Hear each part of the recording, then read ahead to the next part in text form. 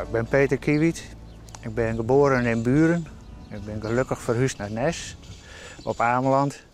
En mijn grote hobby en passie is strandjutten, dingen zoeken en dingen maken. Ik jut tegenwoordig niet alleen op strand, maar ook online en in binnen- en buitenland. Nou, van wat mooie hoepels van het internet, afval van een ander, maak ik mooie lampen.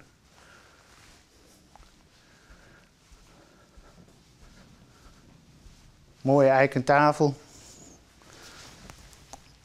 Mooi hout van tafelpoten van het strand. Wat hebben we nog meer? Afval van de bouw. Touw van het strand. En dat jutten, waarom vind je dat zo mooi? Het zit een beetje in een eilander ingebakken. Vroeger moesten we jutten om hout te zoeken voor de kachel. Steenkool zoeken. Mijn zus hier door. Er is een versje van, doorspoordynamieter. Ging naar straal, fongimieter, kwam thuis, kreeg voor de blote skieter. Dus zo moet je het ongeveer zien. Vroeger was het een noodzakelijk kwaad en nu is het een mooie hobby. En in hoeverre ben je dan een soort op dat strand te vinden om echt wat bij elkaar te garien? Ikzelf? Normaal, als ik heb nu, ben herstellend voor COVID, maar normaal, winters ben ik elke dag minstens 1 keer op het strand. Maar ik heb nu wat anders te doen gehad het afgelopen jaar. 3 huizen bouwen, dus heel druk. En nou een beetje in een lappenmand. Dus het komt er niet zoveel van. Waar ben je van nou? Dit is mijn werk.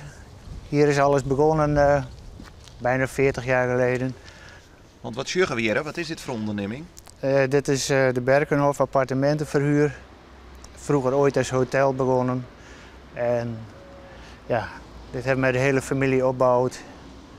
Prachtig mooie wasbakken van de Harmonie in Leeuwarden met veel subsidie. Daar maak ik een verzamelplaats van, want dat moest voor de Arbo. Maar ik vond het lelijk, dus ik denk ik maak er maar wat moois van. Hier je dit al je creëren kind als je geen jutter west hier? Nee, als je in een stad woont, dan heb je niet deze mogelijkheden. Ik prijs mezelf gelukkig dat ik op een eiland woon. En dat ik de vrijheid heb om naar het strand te gaan. En dingen te vinden en de ruimte heb om er dingen van te maken en de tijd. Dit is een vat dat heb ik gemaakt van het hout. Wat 20 maart 2007 aangespoeld is op het strand. Daar hadden we heel veel van. En daar heb ik een vat van gemaakt vol met redensbitter, geschonken door de zee. En als je ziet, dan denk je echt dat je in een vat zit. Dus je ook in van strandjutter naar digitale jutter. Ja, je moet met je tijd meegaan. Als de tijd verandert, moet je de bakens verzetten. En met alle milieujutters is er niet veel meer te jutten voor de jutters. Maar dat die verscholing van lekker op dat strand wezen ook plak vindt achter de computer, is dat net jammer? Ja, maar je houdt het toch niet tegen. Maar je gaat toch altijd wel even naar het strand om te resetten. Maar ik heb niet zoveel stress meer, want ik werk niet meer. Dus de noodzaak is er ook niet meer. Maar op het strand vind ik altijd rust. Zeg maar, de branding heeft een groot reinigend vermogen voor de geest.